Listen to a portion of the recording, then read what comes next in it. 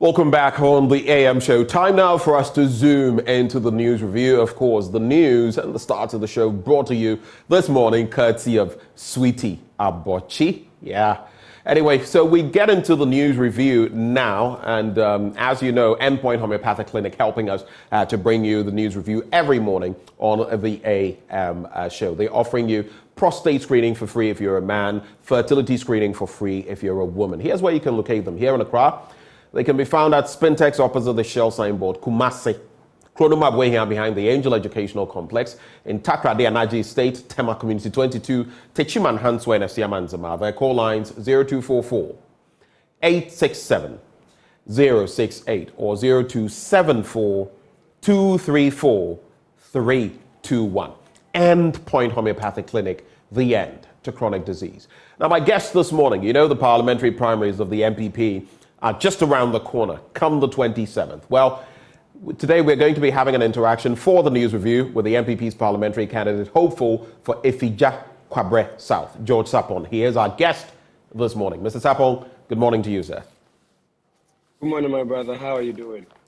I cannot say I'm the best, but you know how the times are. We day, God day, we day. I'm sure you are doing so well. You look so fine, so I guess your pockets are looking fine. Don't be deceived by the suit. Don't be deceived by the suit.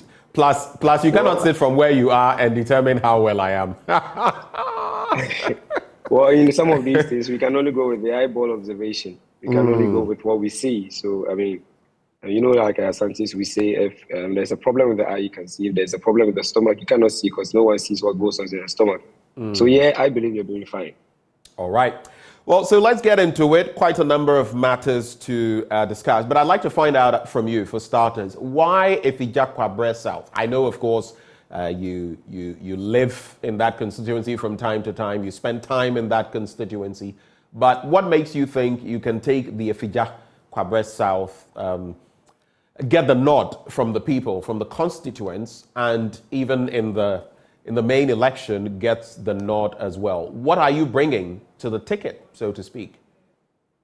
Okay, so I think that's a very good question. And then, like you put it, why Ifija Kwabre South? Ifija Kwabre South because, this is where I come from, this is where I live, this is where I lived all my whole life, and then I've contributed to the constituency as well. And if you take a look at Article 94, which is equally affirmed by some provisions in the MPP's constitution, it gives me every nod so far as I'm above 21 years, and then I've lived my last 10 years in the constituency. I've contributed to its progress, then I duly qualify constitutionally to contest. But if you come to the proceedings of the party as well, I duly qualify as well. I'm serving the party at the constituency level as the constituency's youth wing patron, at the regional level as the patron for Ashanti Regional TESCON, at the national level as the vice chairman for the MPP Students Committee, and I'm presently a member of the national communicating team of the MPP. So at the side of the party, I've paid my dues to the party, and then it's important that I come down to serve my constituency as well. And so when you come to my constituency, you would realize that if you look at the electoral numbers, there's been some deficit. If you compare 2016 to 2020 election, NDC grew by some 6% in my constituency. On the other hand, MPP also dropped in votes marginally. This brings a situation where you need new energy to, as it were, cover up for the shortfalls. Now, if you realize, if you take a look at our electoral dynamics and the demographics of the country now, about 73% of our voter population are in youthful ages. That is about 18 to 40 years.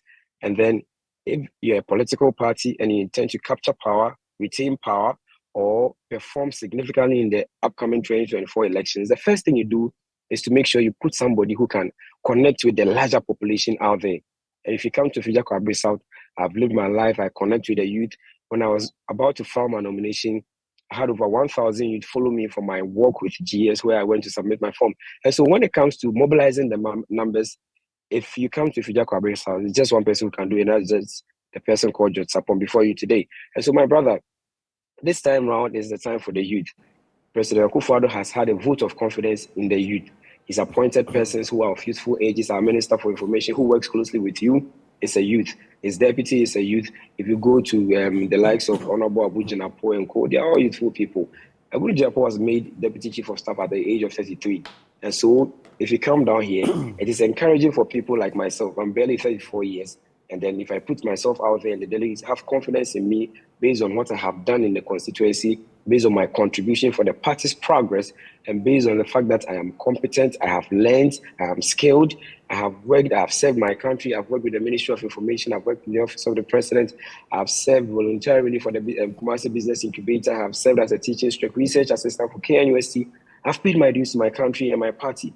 And so if it comes to who to represent the people, I do not think there's a better person than myself, because if you come down to the constituency, it is just me who is contributing to the development of the constituency. The party is people and the progress of his people. So my brother, I think that my people need to make the right choice.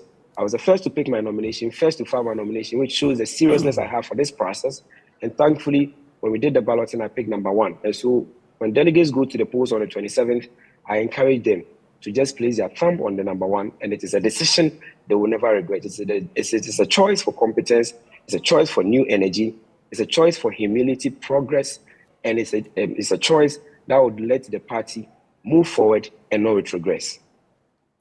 You said something, though, about when it comes to all these people, you are the only one in the constituency, doing this and doing that. Are you suggesting that the others are sitting, with their hands, arms akimbo or something of the sort, including the incumbent? Thankfully, my incumbent is not contesting. Oh, okay. It's one of those country. It's one of those constituencies, huh? Yes, he served this country and he is brought. Hello, Mr. Sapol. The service to an end. Right. He's been deputy. He's served as deputy minister for energy, and so he served this country.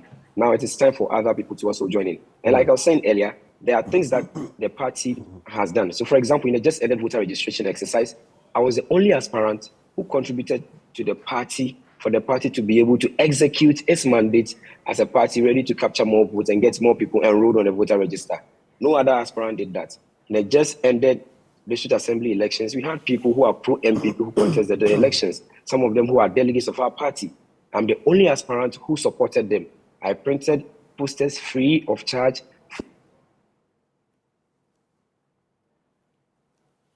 for almost all our delegates who join in. Almost all our delegates who join in. I also did a lot of things for them. Those who had football competitions, I distributed sets of jerseys, over 45 sets of jerseys.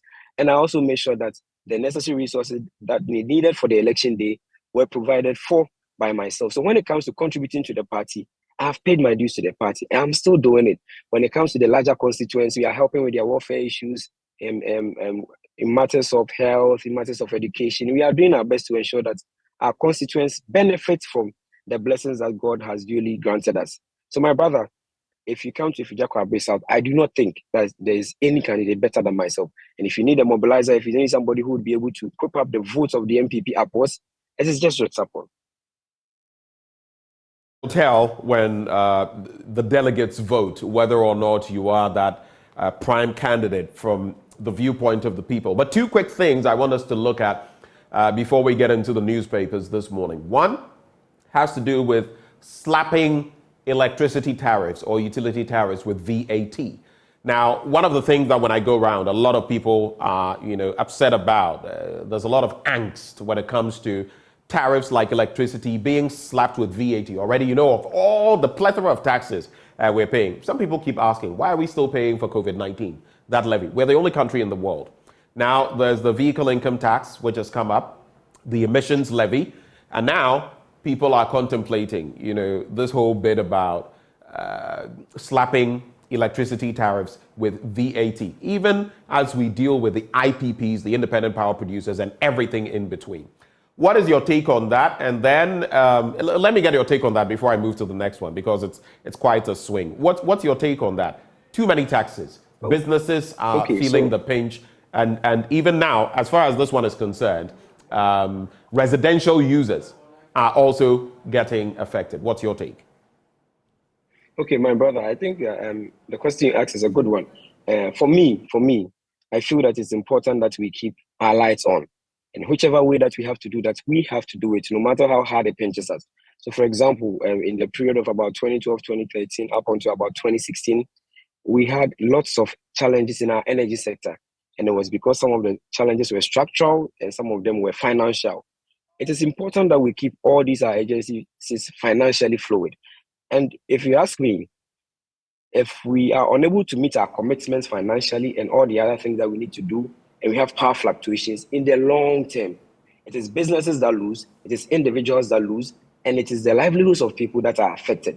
And so if we have to be able to keep our lights on and we have to suffer a little more, or there are certain commitments I beg to differ with a little people, more. It's quite a lot. If you look at the increments in tariffs over the last few years, and with these taxes that are being slapped on, it is not a little more. Point of correction. Please go ahead. I think that those are matters of perspectives.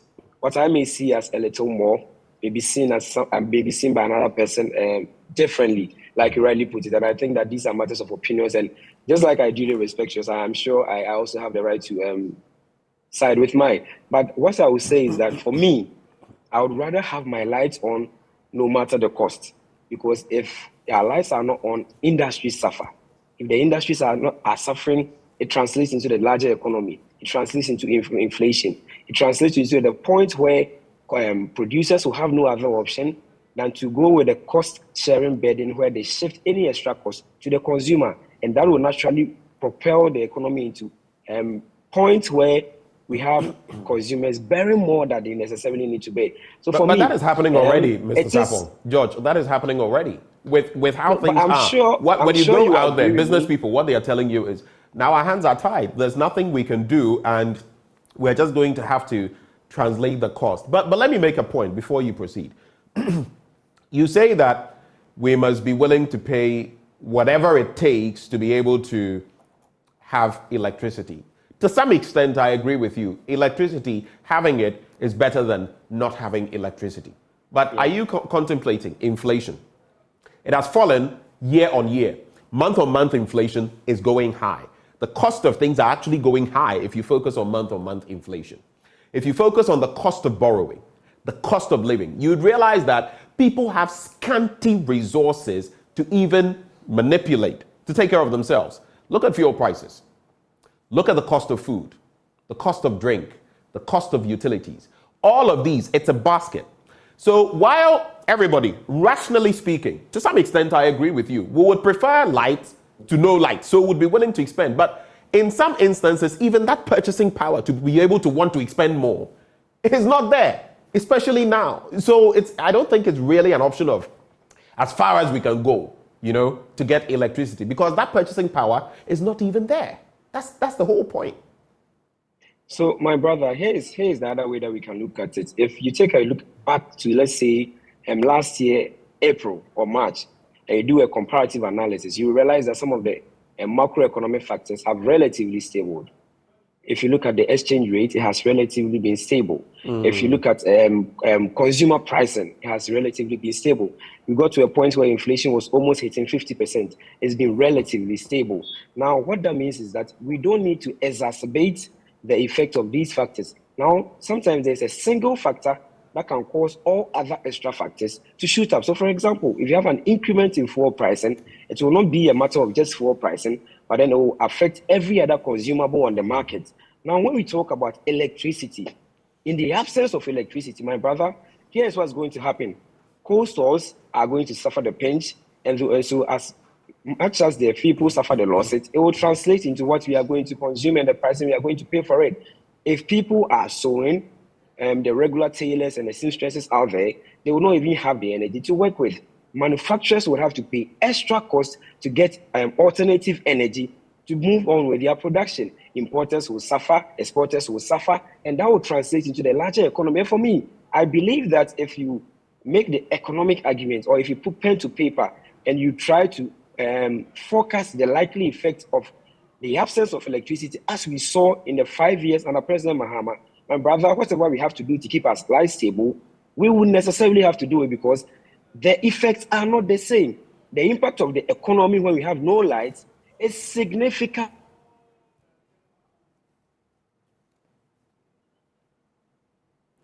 Hello, George. All right. We'll try to reconnect with George Sapong. He made a statement about 5 years of Dumso and John Mahama, which isn't the case. But whatever way we want to play those political games, I like to play along. I was going to ask him about now the intermittent power outages, the struggles with paying the likes of WAPCO, the IPPs, and the impact, because he's talking about cold stores and the rest. And we've heard very recently, with even the latest one, and every time the power goes off, you have people like barbers, cold store operators, among others, who are hard hit by these power outages. A day, two. There was a time last year when I had cause to actually pick a phone and call Samuel Dubik Mahama, the MD of ECG. We had conversations on. I was without light for 4 days. So I don't know what he's talking about. And when you call it Doomsaw, some people act like, oh, it must last a certain length of time before it is Doomsaw. In my case, I mean, in my community, in my neighborhood, there were people, whatever they were doing, whether sewing, barbering, cold store operations, they simply couldn't do anything. So I don't know what it will take, but all I'm saying is we want power, and it must be sustainable. Those are not within my purview. I'm not in government. I don't work in the energy ministry. Let those in charge do the right thing. Simple. In other jurisdictions, if the light goes off, it is like, it is crazy. It's unimaginable. It doesn't happen. Here, it's becoming the norm. We don't want to get to the likes of, Nigeria. We don't want to get there. And I say this respectfully. Nigeria is my second home, but some of what we've seen recently in Nigeria, we don't want to get there. And in some parts of South Africa as well. So let's maintain excess capacity. All of a sudden, that excess capacity is not necessarily translating into what we need. I know the dynamics. It goes beyond just excess capacity, which we don't even have anymore. But we're supplying other countries. Recently, we had to cut off some of those countries. I'm saying let's get our act right, because businesses are suffering. Individuals are suffering. Now you're slapping VAT even on residential consumers of electricity. I mean, when is it going to end? And of course, we're in the grips of an IMF program, self-inflicted IMF program. Do we have George Sapon back? If not, I shall proceed from here. Mr. Sapon, can you hear me? All right. I was going to ask him about the Black Stars and their performance against Cabo Verde or Cape Verde yesterday. You can share your thoughts with me. I'd like to know. I didn't watch the match. It's nothing about patriotism. I had other things to do. And even if I could have, I don't know whether I would have, really gone into watching the match. But I was hoping that for Cape Verde, because looking at the group we're in and Egypt, I was actually hoping that Egypt would actually go down to Mozambique and until I think the 97th minute or so. That was the plan until that penalty converted expertly by Mo Salah. But there was a foul before the fact which should have been taken, some feel, before that penalty was awarded, and VAR did not go back to that. But let me start with some of the headlines, and when we're joined by George Sapong again, I'll run some of them by him. Daily Graphic, that's where I'm starting. Ekumfia Asaman Chidomhema demands Mills's autopsy report. This is one of the interesting things that came up over the weekend. I'll get into it. Family directs Queen to AMA 37 military hospital for copies. I found it so interesting and a bit disingenuous at a point, because when I heard of it, I was thinking, oh wow, so the autopsy report is still not. And then when I heard from Dr. Samuel at a Mills, I felt, whoa, how is it that all these people weren't aware? Because we know the processes when someone dies and where you can get an autopsy report. So I felt they had checked in these places and there were no autopsy reports, or there was no autopsy report, only to find out that there were, which I found to be a shocker, because even Mr. President had waded into this. Anyway, Nana Kwame Bediako unveils presidential bid. 2023 district level elections, representation of women low. That's according to the EC. Restructuring external debt, 2 economists predict growth. And then on the back page, of course, Salah salvages point for Egypt. That was against Mozambique. And government will support Barcelona Kempon partnership. That's according to minister. So the Minister of Youth and Sports, Mustafa Yusuf, has given an assurance that the government would support the proposed partnership between FC Barcelona and the Kempon Football Academy for the identification and development of football talent. The minister made the declaration when the director of scouting for Barcelona, Paulo Araujo, and officials of the academy paid a courtesy call on him at his office in Accra. Mr. Yusuf expressed joy at the visit and described the proposed partnership between Barcelona and Kempon as the citadel of hope for the youth of Ghana. Then we'll look at pages 32 and 33. Nana Kwame Bediako unveils presidential bid. What do you really think about Nana Kwame Bediako? I've had discussions with different people in different spheres of our national life. Former vice chancellors, former independent candidates, lawyers, just over this weekend. I shared and in some groups I am on, with some very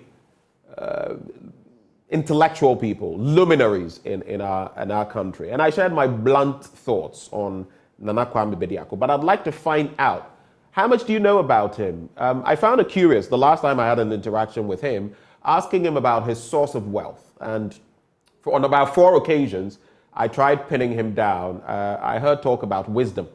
So I guess we need a lot more wisdom as young people to get the sort of money he has. But I'd like to find out, what do you make of the man, NKB, Nana Kwame Bediako? You can share your thoughts with me. George, can you hear me now? Mr. Sapon?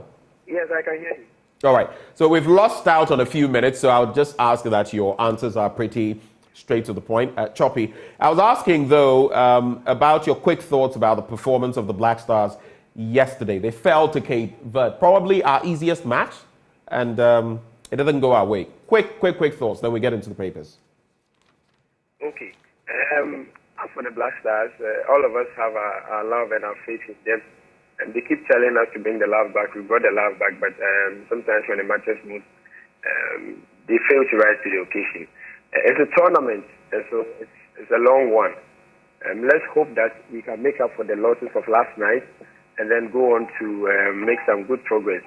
I mean, this is not the first time that a country would lose a first match in a tournament and also go on to progress. We saw that with Argentina in the World Cup. They lost their first match against Saudi Arabia. It was a woeful performance, lost by 2-0, I think. But then they went on to win the World Cup. So it's not all lost. I think that Chris Hughton and our boys out there can do some good job. I have a lot of confidence in our players, especially my very own Mohamed Kudus, and the boy from Nima, who is doing an amazing job for West Ham. And so for me, as a footballer, and as someone who enjoys playing football, especially in my constituency, I have a lot of confidence in the Black Stars.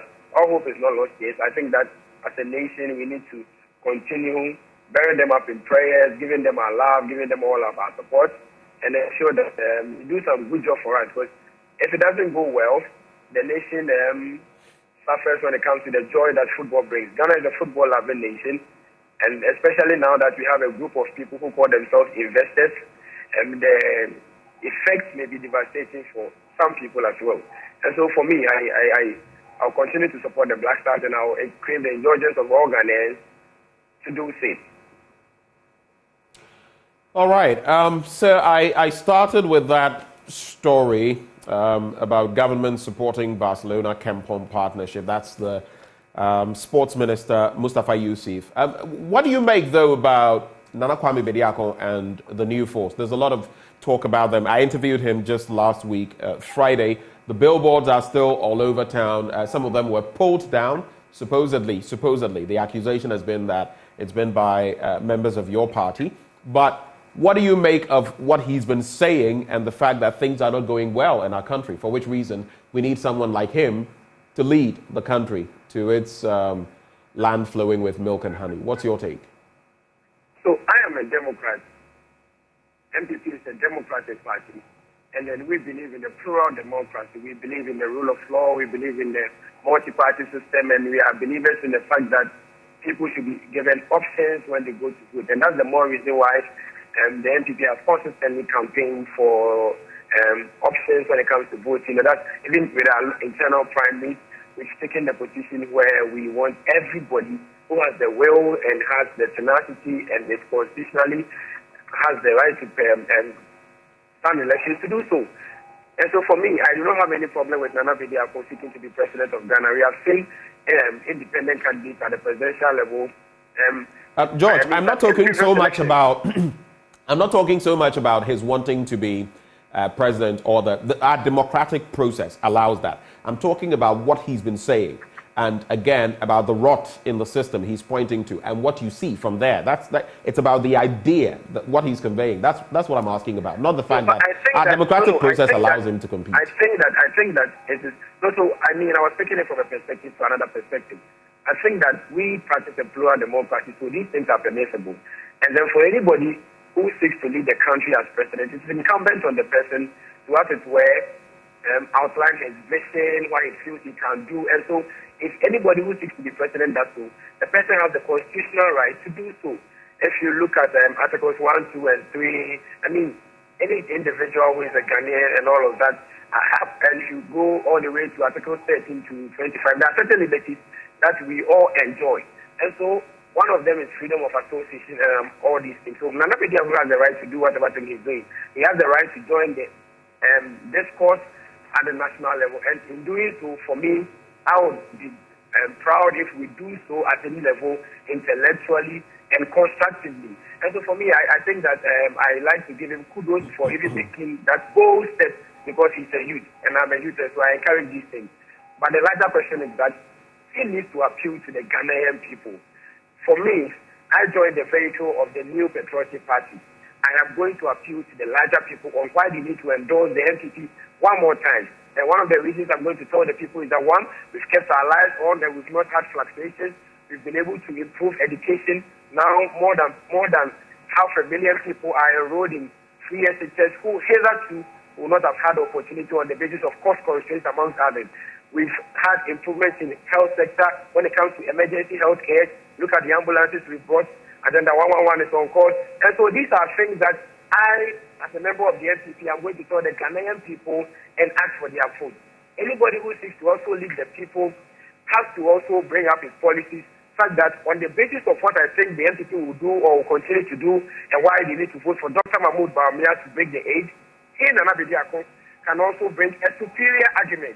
If the Ghanaian people see his argument as superior, I believe they will not him. If they think the NPP argument is rather superior, we will be on the way to breaking the age with Dr. Mahmoud Bawumia. And so for me, it's not a matter of you just having the war and just throwing in a few political points here and there, but it is a matter of great tenacity, hard work, and pure tried and tested policies. It's not really something that can be taken lightly. This is governance. Governance is serious business. Governance is a continuum, and it's equally a serious business. So anybody who seeks to be at that level, anybody who wants to be at the helm of affairs of the development of our country, for me, the person needs to tell us exactly what they want to do. And that's the more reason why the MPP, every point in time, we submit our manifesto way ahead of time before any other political party so that the Ghanaian people, the civil society, stakeholders, everybody can subject these things that we brought and we bring out to a certain standard. That we can say that, okay, option A is not permissible because of A, B, C, and D. We think that you can do better with that thing you are saying. We feel that, let's say, free SHS can be done better in this certain way. You remember that when we got the free SHS argument, there are people who got the case of means testing that those who can afford to be allowed to pay. All these arguments came up because we had brought a policy that had the entire nation, and it was the discussion of the day. And so for me, if Nana Bediako feels that he's ready to be president, let him put a superior argument. All right. I get you a bit about a superior argument. Just so we can move the conversation forward and not focus on only one point. Anyone can do that. George, just so we can move the conversation forward and not focus on only one point. Just quickly, do this very quickly for me. You made mention of the fact that governing a country is very serious business. Honestly, from my standpoint, sometimes I don't see that seriousness from leadership. And I'm not just talking about this administration, but especially with some people in this administration. The other bit, you made a point. You can ignore the first part. You made a point about the freedom of association. But interestingly, on Constitution Day, when Nana Kwame Bediako, it doesn't matter what my thinking is of him, he's a citizen of this land. On the 7th day of this month, Constitution Day, when we were, exalting the 1992 Constitution and remembering it, people with the freedom to associate, gather at the Independence Square for a paid event, 30,000 CDs, were prevented from doing so. What do you think that signals? Very quickly on that, 30 seconds and we move. Okay, thank you very much. I mean, Once you watch this, okay, I have to say good morning to the National Security Coordinator, Mr. George Many, and Minister for National Security, Nobo Kandapa. Thank them for the good job in this country. So, I come to Manchester. Hello, George. Hello, George Sapon. Okay, the connection had become a bit, I don't know, and this is the problem because when we keep losing them, then you have to go back to the points you were making. George Sapon, can you hear me?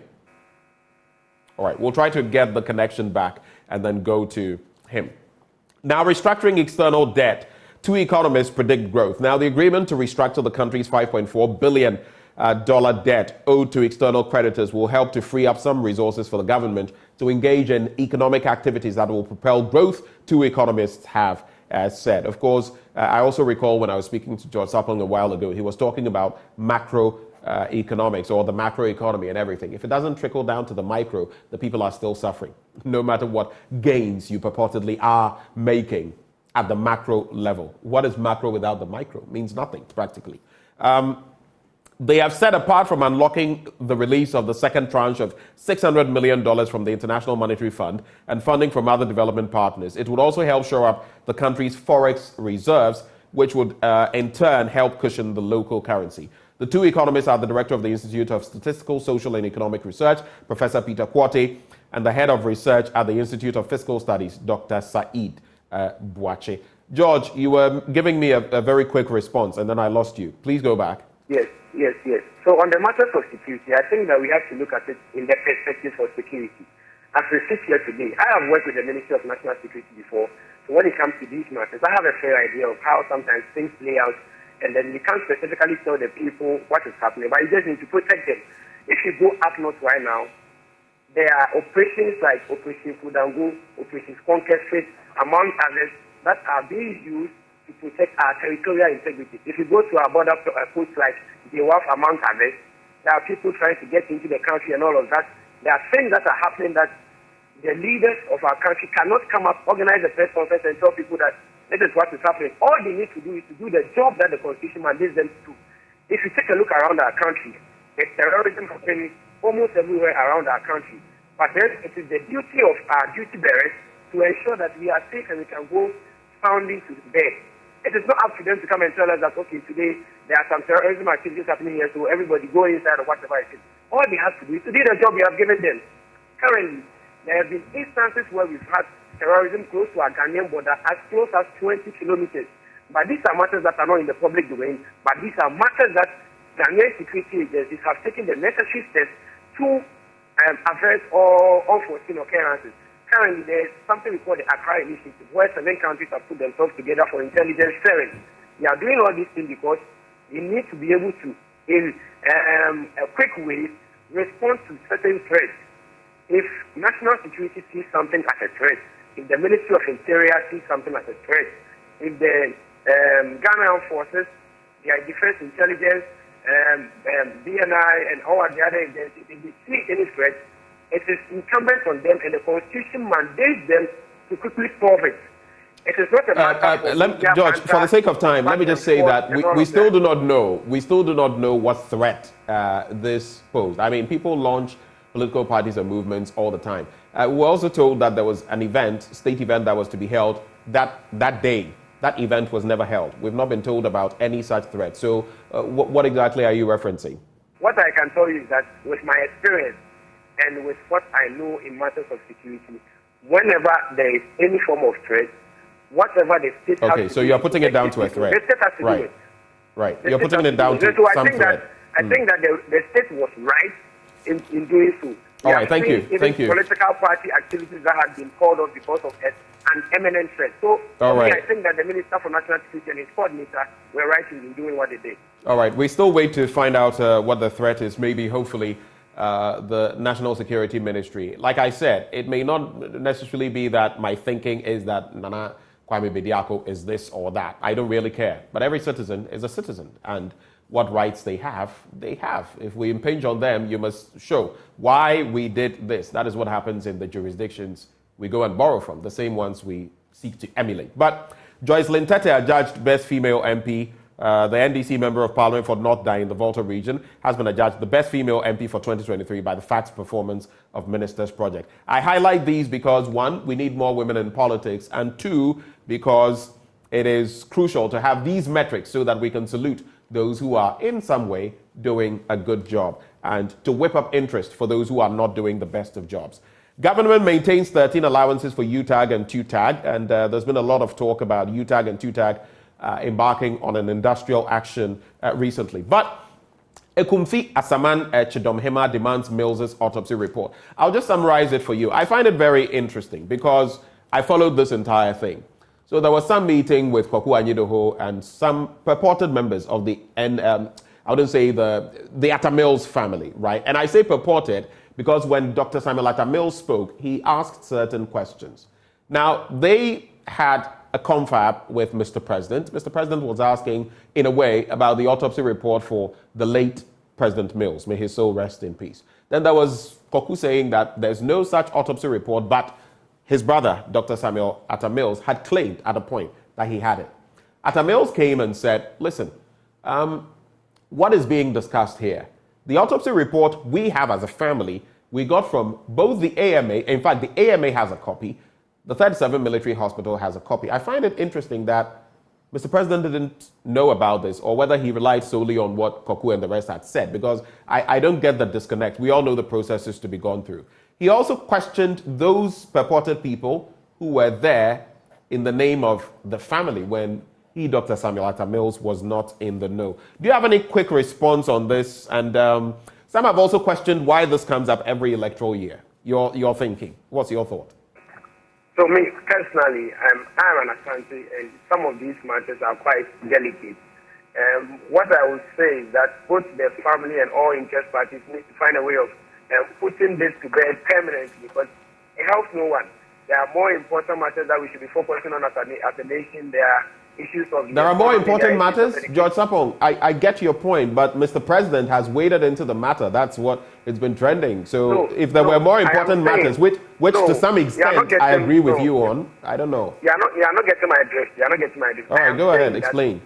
As a country, both the family and the rest of us, we need to permanently put this to bed so that we can focus on other important matters. Because we cannot keep discussing the death of Professor Mills year on year.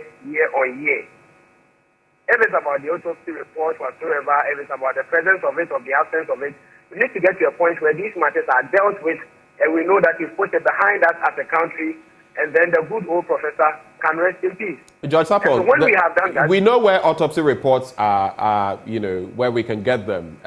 My surprise is that as a state, if we don't know where to go and we come into the public domain talking about some of these things, I don't know. That's my concern, because I do agree with you. There are crucial areas we should be looking at. The economy is where it is.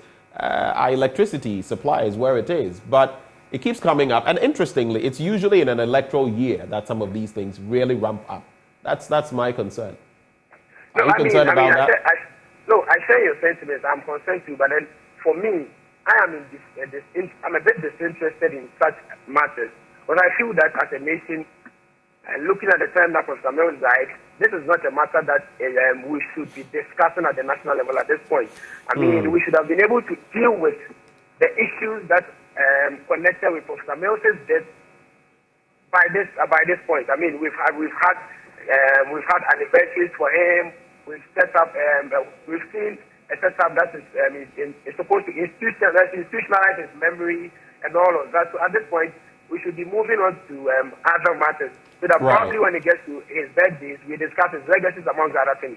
Rather, we channel our energies to what I consider more important matters like education, energy, the economy, our health sector. And as we are in the political year, we should be focusing on what political parties say they will do. And subject them to a litmus paper or a litmus test where we can say that, okay, this is the thing that you say you will do. It does not look possible, or it is possible based on a certain standard or best practices. And so, for me, that is where I would like our arguments to be driven. And I agree with you to a large extent. Thank you very much. Let me just wrap, and we'll wrap with these stories. Elephants devour Guinea-Bissau in AFCON 2023 opener. They beat them by 2-0. Osimhen rescues point for Super Eagles against Equatorial Guinea. It was a barren draw. Well, not barren in the sense of no scoring of goals, but 1-1. Of course, there was also this, there's this story. Quick Credit disburses 1.7 billion Ghana cedis to support businesses. Nidodu Clote, family of Pokwasi appoints new head of family. We've initiated policies to reduce cost of doing business, promote investor confidence. That's according to Mr. President, and that's in the Ghanaian Times newspaper. The Daily Guide also captures the Mills family demand for an autopsy report. The questions have been raised about which members of the family these are. Obo pushes for Asante Akim South MPP slot. You remember him? Obo.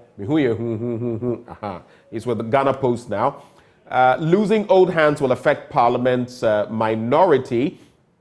Losing old hands will affect Parliament. That's according to the minority. And of course, we know the likes of Joe Gate, Oseiche Mensah Bonsu, among others, Samuel Atachia, are moving on. Otumfuo charges police over election 2024, urging them to give it their best shot. And that is it, basically, from the major papers. There's also this one. Baumia Samira mourn with family of bodyguard. We know over the weekend that accident that happened, and unfortunately, this bodyguard lost his life. Any final thoughts? And then, Mr. Sapple, we can call it a wrap.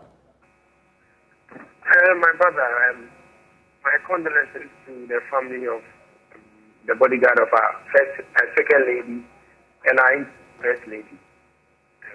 My best wishes to them. These are trying times, and it's my prayer that the good Lord will console them and that He will keep them and will help them go through these challenging times. My final words to my constituents, the good people of Efija Kwabre South, especially the delegates who are going to vote on the 27th. For me, I feel that 27th is a choice between competence and any other option. 27th is a choice between new energy and new vibrance, and somebody who will be able to go to the grassroots and go to the very, very basics of our constituency to convert for vote. It is a choice for a mobilizer. It's a choice for somebody who will help Dr. Baumia break the age. It's a choice for somebody who will be able to serve you well, the sensitivity of life, and be able to rise to the occasion when it matters most. And for me, that choice is between George Sapon and nobody else. When you go to the polls, just pick the number one on the ballot, and I believe that it is a choice that we'll never regret. For me, I'm putting myself up to serve my people. Help me serve you. My delegates, help me serve the people. And let's get somebody that I'm voting for and will not cause any voter apathy. So it is a choice that will help go a long way to contribute to the electoral forces of the NPP. We know that the Ashanti region is the heart of the party. The Efija Kwabre South is also part of the big constituency giving NPP food. We have the sixth largest population in the Ashanti region. And so, vote for John Sapon to harness these votes, to enhance the electoral forces of the NPP in the region, to go a long way to affect the national output of the NPP. And for me, I feel that when that happens, we'll all come back here and we'll be beaming with smiles. Thank you very much, Mr. Sapong, for joining the conversation this morning. George Sapong is the MPP's parliamentary candidate, hopeful for Efija Kwabre South. He joined the conversation with us this morning. Right before we veer into sports, and there's a lot of action, there's a lot to talk about. Endpoint Homeopathic Clinic helping, as always, to bring you this segment. They're offering you, if you're a man, prostate screening for free. If you're a woman, fertility screening for free. Locate them here in Accra at Sprintex opposite the Shell signboard. Kumasi, Kronoma Bwehia behind the Angel Educational Complex, Takrade, Anaji State, Tema Community 22, Techiman Hanso and Esiamanzama. Their call lines 0244 867 068 or 0274 234 321. Endpoint Homeopathic Clinic, the end to chronic disease. Well, we'll be bringing you talk in sports, what happened all the way from the AFCON. All the action coming your way up next in Sports Tuesday.